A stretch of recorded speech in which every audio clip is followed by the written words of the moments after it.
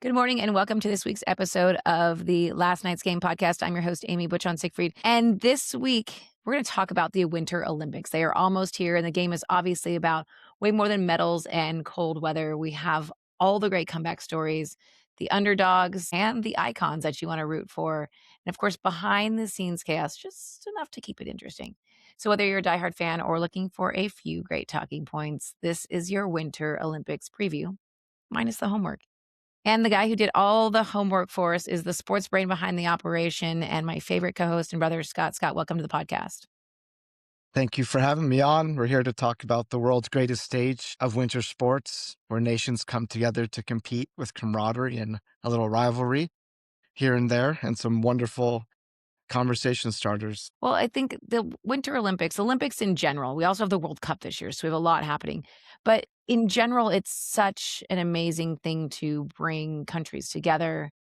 And so I'm so looking forward to that because I feel like that's also like a boost that our country could probably use right now just a little bit as well. So we've got some really big names that are taking the stage that are household names. And then we have a lot of newcomers this year. There's really is quite a span of experience on the roster for Team USA. And I want to start us off with, who do you cheer for if you don't have someone specific to cheer for in this year's Olympics? Athletes who turn setbacks into spotlights. There are quite a few on this list, and we obviously have some names when we get further along that we all know, but I wanna start us off with Maxim Naumov. Talk to us a little bit about Maxim. Absolutely. So, part of Team USA figure skating, and there's unfortunately a tragic story behind him. His parents were on the flight that took the lives of so many of Team US skating, that when the plane was hit by the helicopter a few In years DC. ago in DC. So he's obviously had a rough time, but it kind of come back for a setback into a huge comeback for him. And I'm sure he'll be inspired just to carry on their legacy and hopefully get gold. Yeah, I mean, it's pretty incredible to think about what he's overcome to be here today and to be in the Olympics. And he's joined by two other skaters, Malanin and Andrew Torgashev, to represent Team USA. So there's Maxime, but then there's who they call the quad. Gosh, I can't talk today. The quad god, Ilya Malanin. And so that's it'll be a really great, I think we have some great figure skaters to keep an eye on. Quad God. The quad Wa- god. Wow. Yeah. And I don't think it has to do with his quads, actually. I believe it's his jump. So there's that. No, I mean, his quads are part of that jump, but Wow. you're welcome. Okay. There we go. Not for muscles, for jumps. Okay. Stay tuned for that. Now, here's a story that maybe our younger people, our younger listeners don't know the story of Cool Runnings, the Disney movie of the Jamaican bobsled team. Mhm. But we have some cool runnings back in this Olympics. We do. We have, obviously inspired by the Disney movie. We've got the bobsled team from Jamaica back into the Winter Olympics, ready to represent, maybe kiss some eggs before they get ready to go and just make their mark on the world as the most unlikely team to make this event, given Right. the temperature. Right, differential for sure. And that's one of those movies, if you haven't seen it, The Tiny Human loves it. So it's one of those movies that I think spans the test of time, but it is actually based on a true story about the Jamaican bobsled team with the 90s, probably. Yeah, it has And to be it was on like around the VHS. 90s. It was definitely on a VHS tape. But this year they have the two-man bobsled, four-man bobsled, the women's monobob, and they're building on their 2022 comeback and the 2025 international gold. So I think it'll be fun to watch. I did see a clip the other day of the Team USA four-man bobsled. I don't know if you saw that, where Mhm. three out of four of them fell out of it. So only one person, the driver, made it into the sled, which I guess is apparently very dangerous to not have all I'm the sure. bodies in there. I don't know a lot about bobsledding besides Cool Runnings, but Yeah, those videos are terrifying. But I mean, that was part of the Cool Runnings story too, when they Mhm. crashed. Devastating, but they survived. Thank God. Just going down a bobsled at 100 miles an hour and by yourself on accident. Probably not I great. mean, I can't even imagine. I mean, we're gonna talk a little about skeleton a little bit later, but that one also terrifies me, Yes. going down head first on a sled, like a No, thank you. exposed. Kinda like Christmas Vacation. When you go But that at least he had, like, on a puffy warm coat. up. So let's talk about an American who we've sort of seen come into the picture here, Laila Edwards. She is making her history-making debut as the first Black woman on the U.S. Olympic hockey roster, and she's had some unexpected support from the Kelce brothers. She may be the Swifties' favorite female hockey player at this I like point. this. So she's from Cleveland Heights, where Travis and Jason are from, obviously a tight-knit community, and she had a GoFundMe to help get her family to the Olympics, and so she saw the Kelce brothers donate to help get her family over to the Olympics, given the cost to get there and travel and everything. So they've struck up quite a good friendship out of this. So it's a pretty cool story to see the two, these football players and the U.S. women's hockey player come together as friends. And the U.S. women's hockey team is very good. So it's incredible that she made the team. Well, it's exciting. So we have a 23-woman squad featuring Hillary Knight and Kendall, Coyne, Schofield. So what I don't, and I'm sure people may know this, but they may not, that these athletes, like, their families have to make their way over there. They're not, their expenses are paid by Team USA. They're Hmm. not being paid to be there No, specifically unless you're running an endorsement deal or things like that. But a lot of those that you see, the commercials for Visa, et cetera, are Team USA sanctioned commercials. So they go to fund Team yes, USA, but their families aren't guaranteed a spot over there, not guaranteed an opportunity to get over there. Maybe they get tickets, but they're not, their hotel's not paid for, their flights aren't paid for. no. So it's very cool to see Kelsey brothers step up and take care of their own, make sure, especially given the travel situation, how far away these cities are. Right. We'll get into that later. So put a pin in that. So we'll circle Well, back. I mean, it's really cool to see that like recognizes like and the game and the effort that she's put into to get there. And so that's really cool to see. So we keep an eye on Laila Edwards as we roll into the US hockey. And good to know that US women's hockey is also very good because Very good. it gives us Yes. something good to cheer for. USA Canada rivalry will be heated. Yes. And those women are kick. Yeah, don't mess with them. That's right. And last person we wanna cheer for, obviously, is the comeback queens. We have Lindsey Vonn back, we have Mikaela Shiffrin back, we have Chloe Kim back, and they're leading the veterans leading that a roster packed with first-time Olympians. Yeah, US ski and snowboard has a 97-person roster and led by Lindsey Vonn at 41 years old, coming back from just a multitude of injuries and retirement at one point. And Partial knee replacement. I mean, everything you could probably imagine.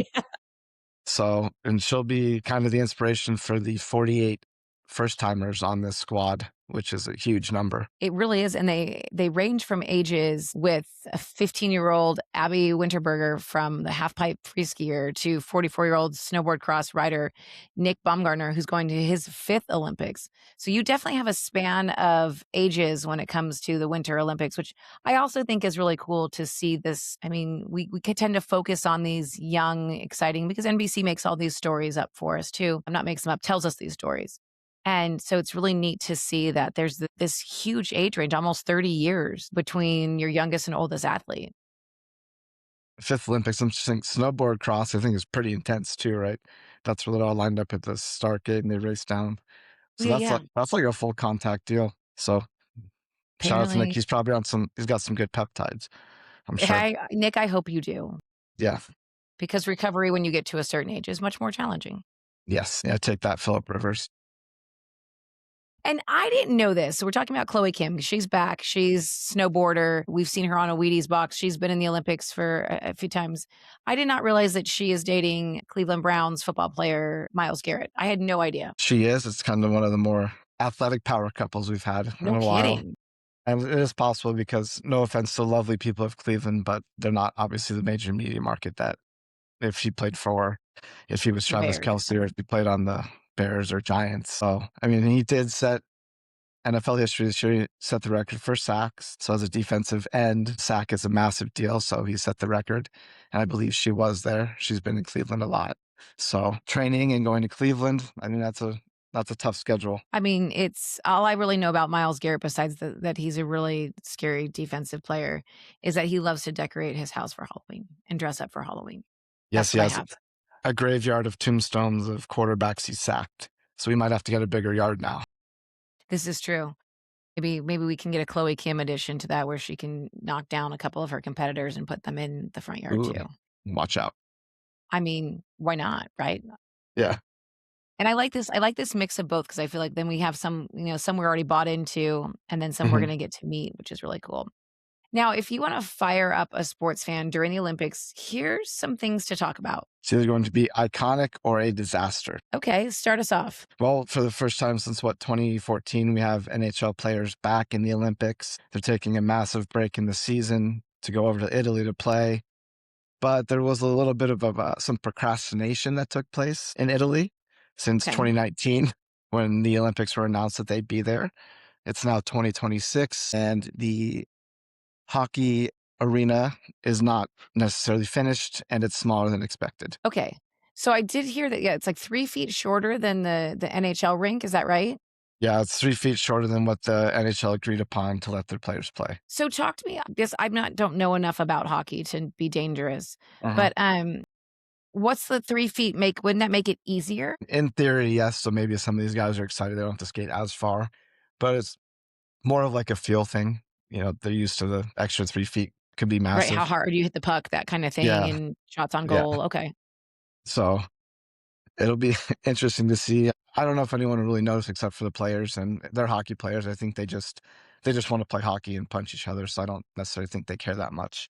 Hockey But players are just yeah, and I badass. think they showed. Did you see that they had some videos and pictures of like the locker rooms, and they're like, it looks like they're like a storage container that's not even finished yet. So it'll be Really? interesting. I think the arena's 3 to 4,000 seats less than it was supposed to be as well. So It's a 2019 ticketing to nightmare. 2026, they only had 7 years to get this. But also, it's really the only sport that is bringing in professional athletes. Now, one would argue that the skiers are professional, et cetera, but, like, these are Big name NHL guys, players from all over the world that you're bringing into this venue, and and you're a like, majority of them, "And" yeah, a majority of them from Europe, so they're gonna have some massive following. Those is like 3, 4,000 seats that aren't there are probably gonna impact a lot yeah, of what people. a Like nightmare. if you bought tickets already, and what happened? What do they do with those people?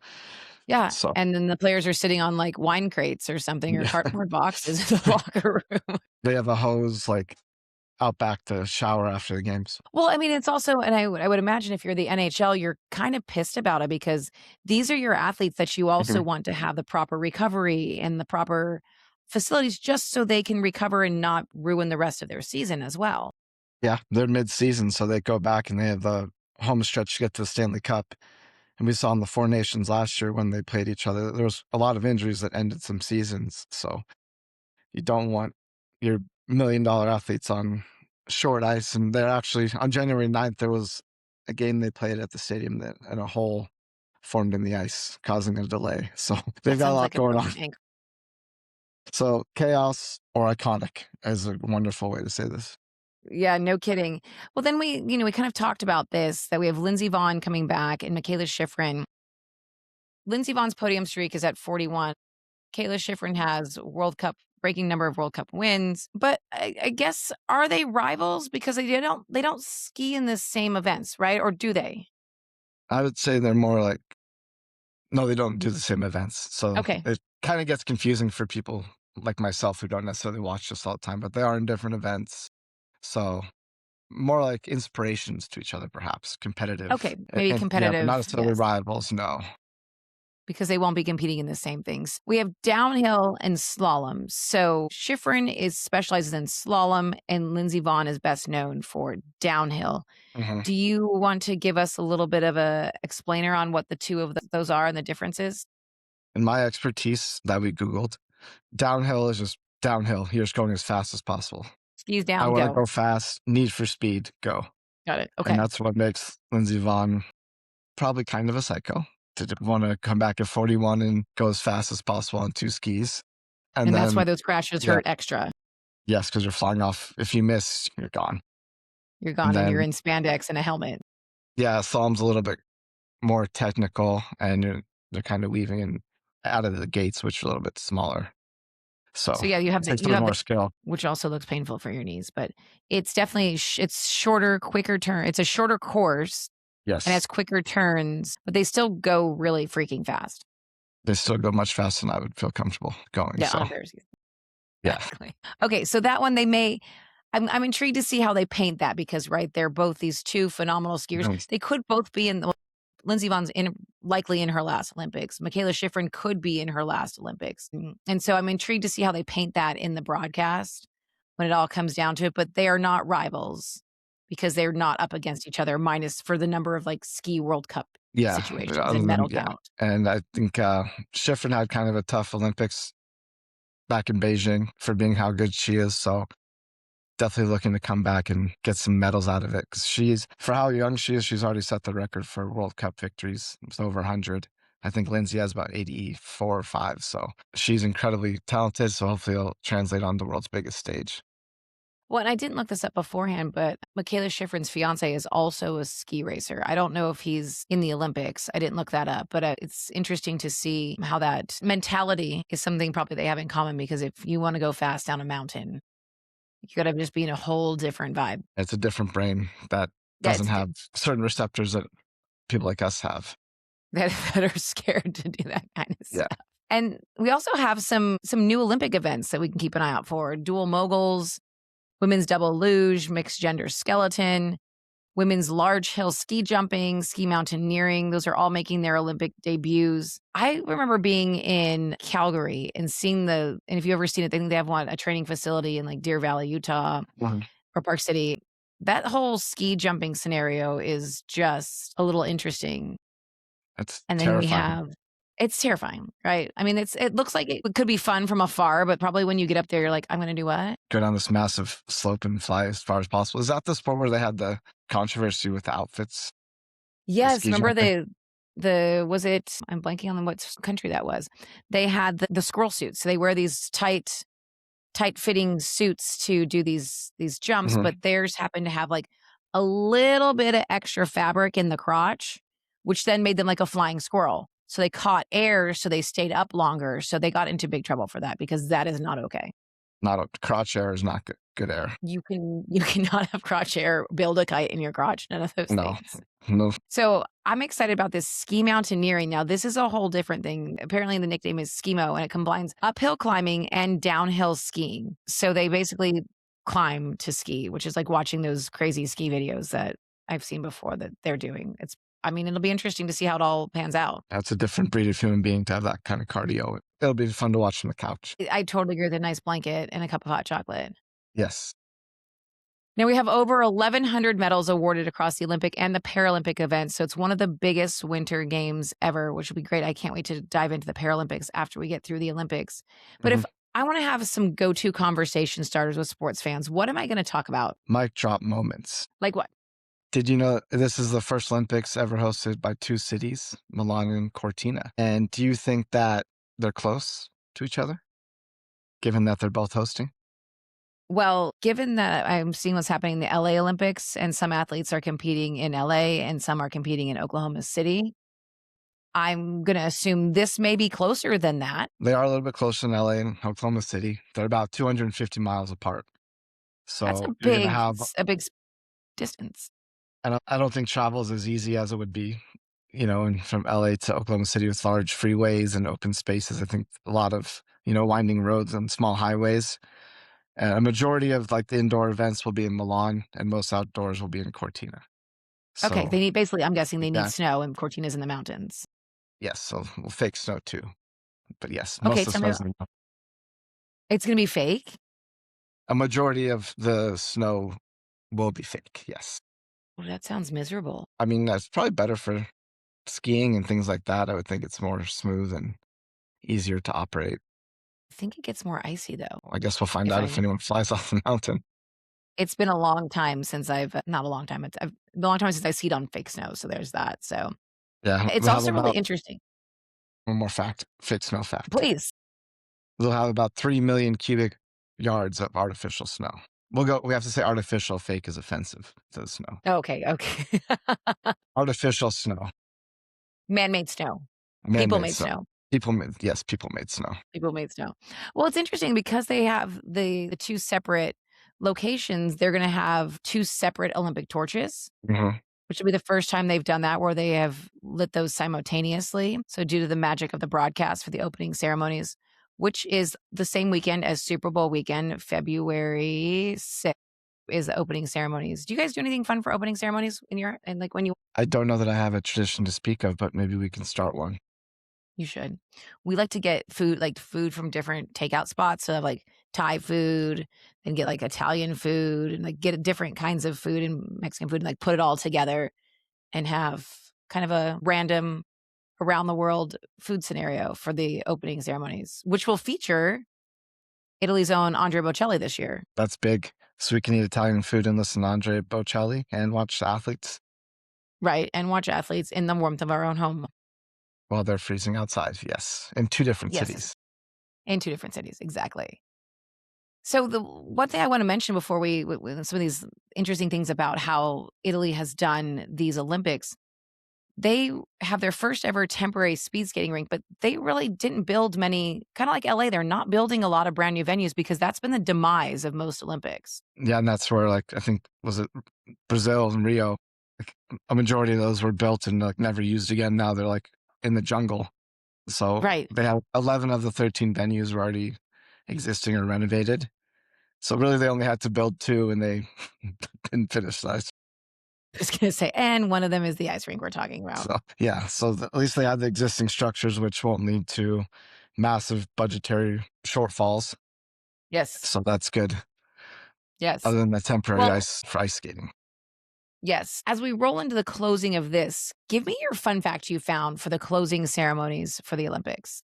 Fun fact about, that we will be having Valentine's Day, and there's lots of romance in February. And one of the greatest novels, one of my favorites, Romeo and Juliet. The closing ceremonies will be in Verona, where that book was set. So there It's you a good go. time. Well, there you go. While you watch the Olympics, you can reread your favorite classic, Romeo and Juliet. Yes, I will be doing a live reading. It's your new Olympic tradition. I'll do both voices, Romeo and Juliet. Well, thanks for joining us to talk about what makes these Winter Olympics so compelling and the fact that we don't need to know every rule, every name, every scoring system to enjoy them. We just need the stories. And these are moments that we can turn into conversations and bring us together at work, at dinner, and group texts, because now you know who to talk about and what you want to share about them. So that's your Winter Olympic preview. Stick with us on social to catch up on all the events. And that's the sports news you'll want to spill.